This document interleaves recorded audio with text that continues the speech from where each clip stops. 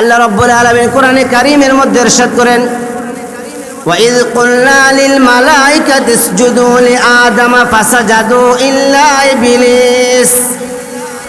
যখন আমি ফেরেশতা এবং জিন জাতিকে নির্দেশ প্রদান করলাম তাকে সম্মানজনক সেজদা দেওয়ার জন্য, তো আল্লাহ রাব্বুল আলামিন বললেন তাকে সেজদা করার জন্য, ফাসাজাদু ইল্লা ইবলিস, সকল ফেরেশতাগণ সেজদা দিল, ইল্লা ইবলিস, তবে শয়তান ইবলিস সে সেজদা দেয় নাই। আবা ওয়াস্তাকবারা ওয়া কানা মিনাল কাফিরিন, সে অহংকার অস্বীকৃতি জানালো, ওয়াস্তাকবারা উদ্ধত্ত প্রকাশ করলো, ওয়া কানা মিনাল কাফিরিন, সে একজন অকৃত কার্য একজন ব্যক্তিতে সে রূপান্তরিত হলো। তো আল্লাহ রাব্বুল আলামিন সে যে এই যে ভুলটা করেছে, আল্লাহ রাব্বুল আলামিন তার কাছে জানতে চায় সে এই ভুলটা কি সে অজান্তে হয়েছে, নাকি কারো বাধ্যতায় সে এই ভুলটা করেছে, নাকি সে জেনে শুনে বুঝে সে ভুল করেছে।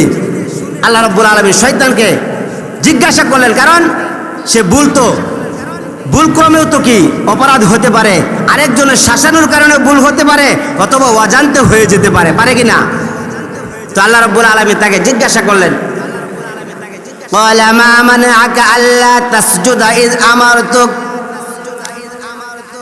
তোমাকে যে আমি নির্দেশ প্রদান করেছিলাম সেজদা দেওয়ার জন্য, তোমাকে কোন জিনিসে তোমাকে বারণ করলো আদমকে সেজদা দেওয়ার জন্য? দেখেন এখন সে কি উত্তর দেয়। সে কি ভুলবশত এই কাজটা করেছিল, নাকি জেনে বুঝে করেছে, নাকি আরো এটার পক্ষে সে কি বলে দেখতে পারবেন তার আলোচনা। সে প্রতি উত্তর দেয় আল্লাহ রাব্বুল আলামিনকে, قال أنا خير من, আপনি যেই জন্য প্রশ্ন করেছেন হয়তো আমি ভুলে করেছি, অথবা কারো চাপে করেছি, অথবা অজান্তে করেছি, না না, قال أنا خير من, বরং আপনি যে আমাকে নির্দেশ দিয়েছেন সেজদা করার জন্য, আমার মনে হয় আপনি মনে হয় ভুল করছেন। তার প্রশ্নের উত্তরে এটাই বুঝে আসে, قال أنا خير من, আমি কেন আদমকে সেজদা করব, আমি তো আদমের চাইতে শ্রেষ্ঠ। আর শ্রেষ্ঠ ব্যক্তি যুক্তি এটাই বলে, শ্রেষ্ঠ ব্যক্তি কখনো অশ্রেষ্ঠ ব্যক্তিকে সে কখনো সম্মান করতে পারে না, সেজদা দিয়ে সম্মান প্রদর্শন করাতে পারে না।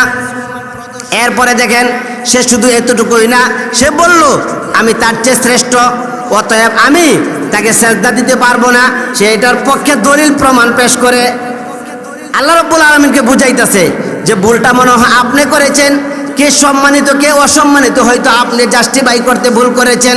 সে বলে খলাকতানি মিন নারি ওয়া খলাকতাহু মিন তিন, আপনি কি জানেন না খালাকতানি মিন নার, আমাকে কি দিয়ে সৃষ্টি করেছেন?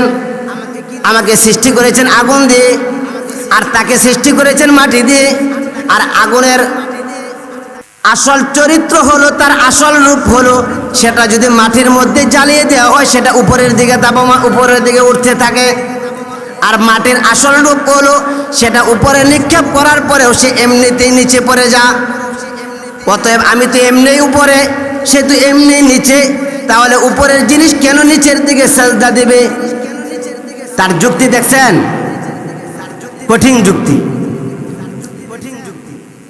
এখন আল্লাহ রাব্বুল আলামিনের ফয়সালা দেখেন কি করে, কবির ভাষায় এটা এবং চমৎকারভাবে উপস্থাপনা করেছে। গুফতে শয়তান মানজে আদম বেহতরম, গুফতে শয়তান মানজে আদম বেহতরম, তাকে আমত গশতে মালউলা জারাম।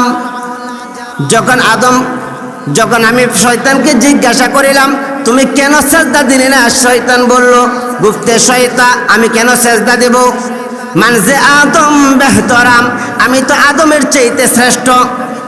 আল্লাহ রাব্বুল আলামিন তাকে ফতোয়া দিয়ে দিলেন তুমি শ্রেষ্ঠ না অশ্রেষ্ঠ?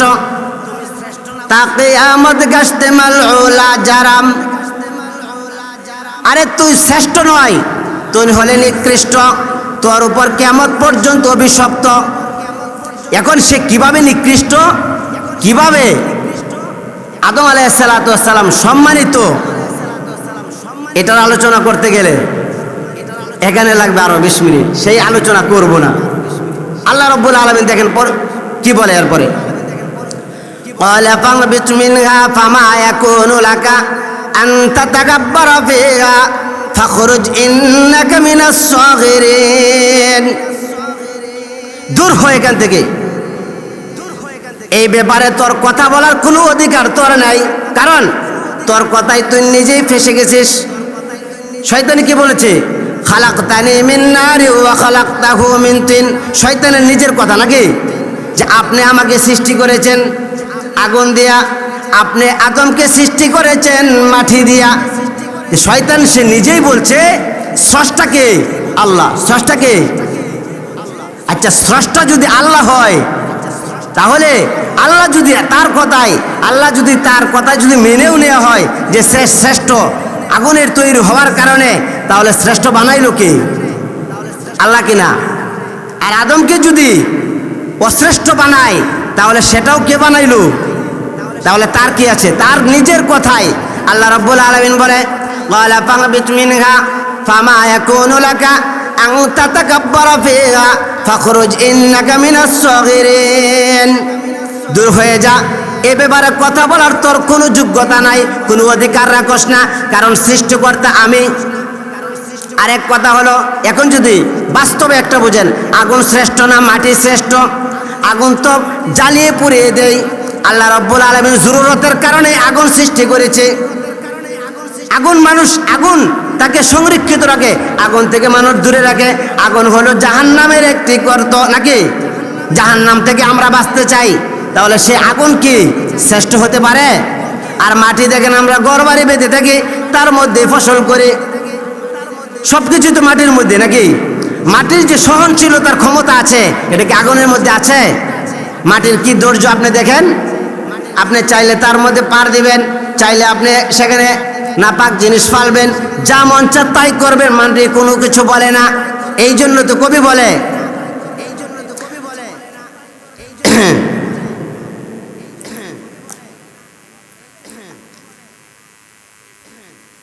এরপরে আল্লাহ রাব্বুল আলামিন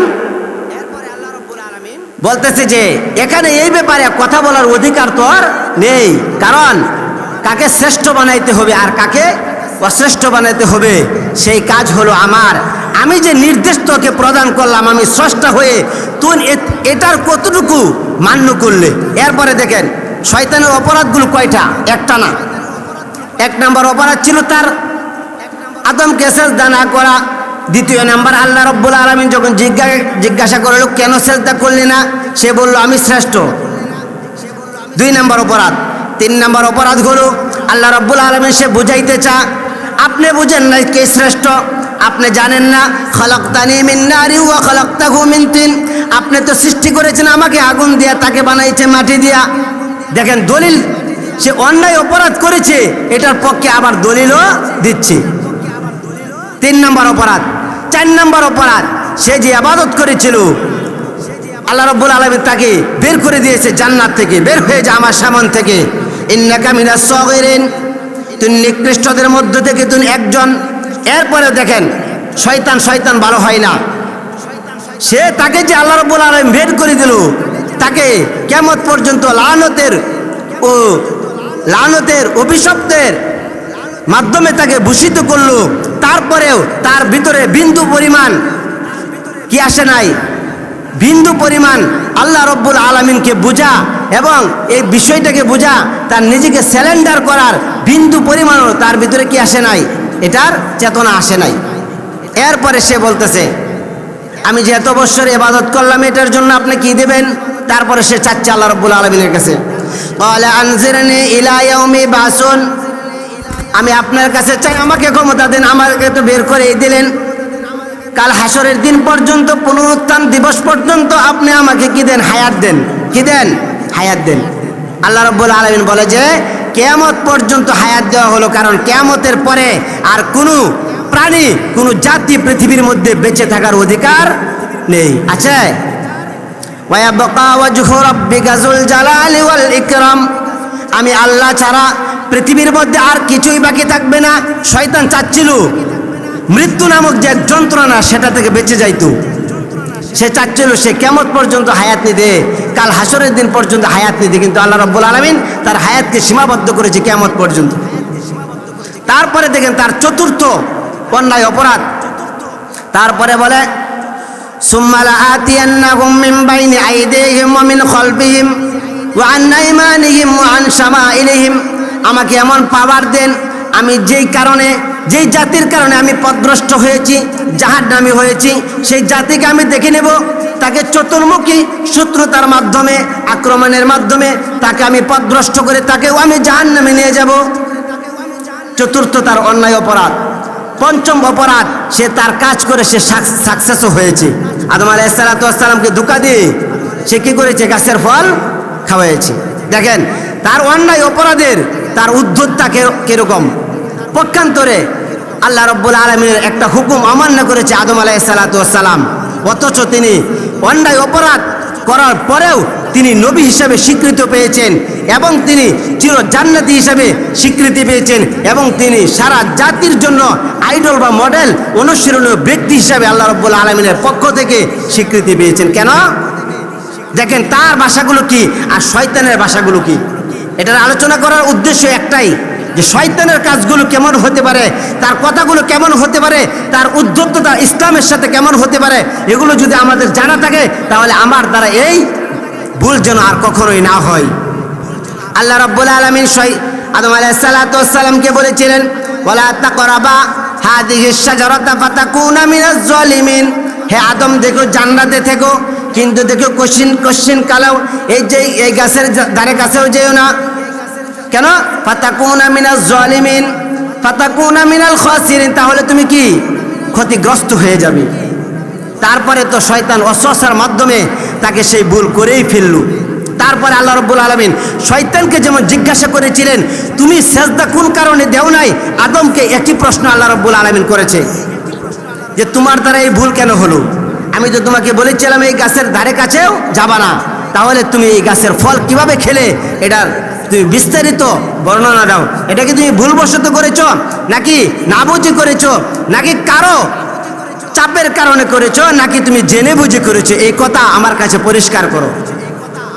আল্লাহ রাব্বুল আলামিন বলেন ওয়ানাদাহুমা রাব্বুহুমা আলাম আনহাকুমা আন তিলকুমা শাজারাতি ওয়া আকুল লাকুমা ইন্নাশ শাইতানা লাকুমা আদুউম মুবিন। আল্লাহ রাব্বুল আলামিন বলেন, হে আদম, আমি কি তোমাকে এই কথা আগে জানাই নাই যে এই গাছের ধারে কাছেও যাওয়া যাবে না? আর এই কথাও কি আমি তোমাকে বলে দেই নাই? তোমার চরম একজন প্রকাশ্য শত্রু রয়েছে, সে হলো ইবলিস, তোমাকে ধোঁকা দিতে পারে। দেখেন আদম আলাইহিস সালামের কি উত্তর। আদম আলাইহিস সালামকে এই কাজটা ইচ্ছা করে করেছিল না। শয়তান যে কি পরিমাণ তাকে ওয়াজ নসিহত করেছিল, এটার যদি আয়াতগুলো টানি তাহলে এটারও 20 মিনিট সময় লাগবে। এই পরিমাণ সে কসম খেয়েছিল আল্লাহর নামে। সে একটা শুধু বলে আদম আলাইহিস সালামকে যখন বলল এই গাছের ফল আপনারা খান না কেন, তখন বলছিল আল্লাহ রাব্বুল আলামিন তো নিষেধ করেছে। হ্যাঁ, ভালো কথা, আল্লাহ রাব্বুল আলামিন নিষেধ করেছে আপনাকে এই গাছের ফল খাইতে না, ওই যে ওইটা খাইতে। এইটা খাইলে এইটা কেন? পরে আদম আলাইহিস সালাম বলতেছে না, এই গাছের ফল খাইতে নিষেধ করেছে। তারপরে সে বলতেছে কেন নিষেধ করেছে আপনি জানেন? এটার হাকিকত বাস্তবতা কি? আদম আলাইহিস সালাম বলে না, এটা তো আমি জানি না। বলতেছে আল্লাহ রাব্বুল আলামিন এই জন্য নিষেধ করেছে আও তাকুনা মালাকাইনি আও তাকুনা মিনাল খালিদিন। এইটা এমন একটা গাছ, এমন একটা দামি গাছ, এই গাছের ফল যে খাবে সে চির জান্নাতি হয়ে যাবে। আর আল্লাহ কখনো এটা চান না আপনি জান্নাতে থাকেন। দেখেন কি ধোঁকা দেয়। আদম আলাইহিস সালামকে বোঝাইতেছে সারা জান্নাতের গাছের ফল খান, কিছুই হয় না, এইটা খাইলে আপনার সমস্যা হয়ে যাবে। কেন জানেন? আমি তো আপনার আগে অনেক আগে সৃষ্টি, আমি তার 80,000 বছর ধরে ইবাদত করি, আমি জান্নাতে সব কিছু আমার জানা আছে, আমার কাছ থেকে আপনি তথ্য নেন। তথ্য কি? সে বলল আও তাকুনা মালাকাইনি আও তাকুনা মিনাল খালিদিন। যদি আপনি এই গাছের ফল খাইয়ে ফেলেন তাহলে এই গাছটা এমন দামি, এই গাছের পাওয়ার এমন, এই গাছের ফল যেই খাইবে তাহলে সেই চিরস্থায়ী জান্নাতি হয়ে যাবে। আমি এমন গাছের ফল খেয়েছি। এই কথা যখন বলল আদম আলাইহিস সালাম তো দুর্বল হয়ে গেল। এত বড় জান্নাতের নিয়ামত আল্লাহ রাব্বুল আলামিন আমাদেরকে দিতে যায় না, চালাকি করতে চা না, না এই ভুল করা যাবে না, যে কোনো মূল্যে উনার মতো আমরাও এই গাছের ফল একবার খেয়ে বসি। দেখেন ফল খাওয়ার সাথে সাথে পায়খানা শুরু হয়ে গেছে, কাপড় খুলে গেল। এরপরে আল্লাহ রব্বুল, তাহলে এমন কি সে অকাসামাহুমা, সে পরিশেষে যখন আদম আলাইহিস সালাম খায় না, সে বলতেছে আল্লাহর কসম লাগে যে আল্লাহ আপনাকে সৃষ্টি করেছে, আমাকেও সৃষ্টি করেছে, আমি আপনার হিতাকাঙ্ক্ষী, একটা কথা মানেন না। সে যে আগে জাহান্নামে হয়ে গেছে আদমের কারণে, এটা তো আর আদম আলাইহিস সালাম জানে না। এখন যে সে এমনভাবে প্ল্যান সাজাইছে যে কোনো মূল্যে তাকে জান্নাত থেকে বের করতে হবে, এটা তো আদম আলাইহিস সালামের জানা ছিল না। তাহলে দেখেন এখান থেকে স্পষ্ট হয়ে গেল আদম আলাইহিস সালাম নিজের ইচ্ছায় এই কাজটা করেন নাই। অনেক ওয়াজ নসিহত চাপ সৃষ্টি করার পরেই আদম আলাইহিস সালাম এই ভুল করেছিলেন। কিন্তু দেখেন আদম আলাইহিস সালামের উত্তর কি ছিল, যখন আল্লাহ রাব্বুল আলামিন বলেছে ওয়াকালা নাহাকুমা রাব্বুকুমা, আমি কি তোমাকে বারণ করি না এই গাছের ধারে কাছেও যাবা না, তাহলে তুমি কেন গেলা? আদম আলাইহিস সালাম উত্তর দেয় ক্বালা রব্বানা যালামনা আনফুসানা ওয়া ইল্লাম তাগফির লানা ওয়া তারহামনা লানাকুনান্না মিনাল খাসিরিন, যেটা আমরা প্রতি নামাজের পরে কি আমরা দোয়ার সময় ওটা পড়ি কি না? দেখেন এটার অর্থ কি? আল্লাহ রাব্বুল আলামিন যখন জিজ্ঞাসা করলেন, তিনি দেখেন এই অপরাধটাকে শয়তানের দিকেও নিষ্পত্তি করেন নাই, যে শয়তান আমাকে ওয়াজ করেছিল, শয়তান আমাকে বোঝাইছিল, তার চাপেই আমি খেয়েছি, এই কথাটা আদম আলাইহিস সালাম বলেন নাই। কারণ সে জানে আল্লাহ তাকে নিষেধ করেছিল, আমি কেন উনার নিষেধ না পালন করে শয়তানের প্ররোচনায় পড়ে আমি কেন করলাম, এটাই আমার অপরাধ। আদম আলাইহিস সালাম বলে ক্বালা রব্বানা যালামনা আনফুসানা, হে আমাদের প্রভু, যালামনা আমরা জুলুম করেছি, আনফুসানা নিজের উপর, আপনার কথা মানতে পারি নাই, ওয়া ইল্লাম তাগফির লানা, এখন রাস্তা একটাই আছে, অন্যায় করেছি, ক্ষমা চাই, যদি আপনি না মাফ না করেন লানাকুনান্না মিনাল খাসিরিন, তাহলে আমরা ধ্বংস হয়ে যাব। এমন জামে মানে উনি দোয়া করেছে, এই দোয়ার পরে আল্লাহ রাব্বুল আলামিন আয়াত নাযিল করে দিয়েছে ওয়া আসা আদামু রাব্বাহু ফাগাওয়া সুম্মা ইজতাবাহু রাব্বুহু ফাতাবা আলাইহি ওয়া হাদা। আল্লাহ রাব্বুল আলামিন পরিষ্কার বলেন ওয়া আসা আদামু, আদম তো অন্যায় করেছিল, আমার অবাধ্যতা করেছিল, ওয়া আসা আদামু রাব্বাহু, তার প্রভুর অবাধ্যতা করেছে, কিন্তু সুম্মা ইজতাবাহু, এখানে সুম্মা ব্যবহার করেছে, আরবি ব্যাকরণ হুজুর আছে, হুজুরে বুঝবে।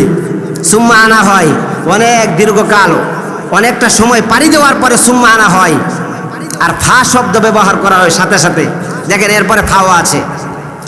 সুম্মা ইজতাবাহু, অনেক আকুতি মিনতি, অনেক দরখাস্ত আল্লাহর কাছে সে করেছে, অন্যায় অপরাধের সে তওবা সে করেছে। এরপরে সুম্মা ইজতাবাহু, তাকে আমি নির্বাচন করলাম নবী হিসাবে। দেখেন অপরাধ করেছিল, অপরাধ থেকে তিনি উঠে আসলেন কোথায়? নবীর দরজায়। কোথায়? সুম্মা ইজতাবাহু রাব্বুহু ফাতাবা আলাইহি, এরপর আল্লাহ রাব্বুল আলামিন বলে যে তার তওবাও আমি কবুল করলাম। শুধু তওবা কবুল না, দেখেন তওবার কি ফায়দা, নিজের অন্যায় অপরাধের কি ফায়দা। এক নম্বর আদম আলাইহিস সালাম অপরাধ আদম এই শয়তানের মতোই করেছিল, কিন্তু তওবা করার কারণে, আকুতি মিনতি করার কারণে, নিজেকে স্যালেন্ডার করার কারণে আল্লাহ রাব্বুল আলামিন তাকে নবী হিসেবে ঘোষণা দিলেন।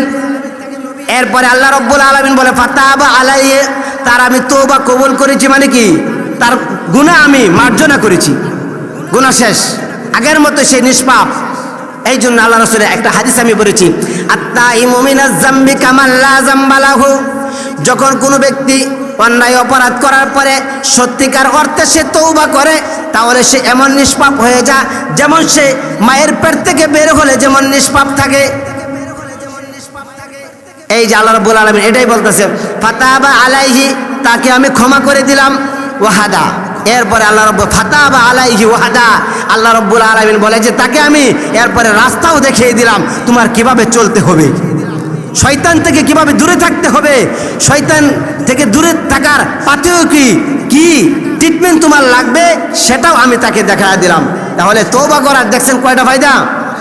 এই জন্য কবি বলেছেন দরজওয়ানি তওবা করদান শিওয়ায়ে পয়গম্বরি, ওয়াক্তে পীরে গিরগি জালিম মিশাওয়াদ পরহেজগারি। যৌবনকালে তওবা করা নবীদের খাসলত, আর বয়সকালে জীবন শেষ হয়ে যাওয়ার পরে জীবনকে আল্লাহ রাব্বুল আলামিনের অবাধ্যতায় কাটিয়ে দেওয়ার পরে তওবা করা, এটা হলো বাঘের খাসলত। বাঘ চিনেন?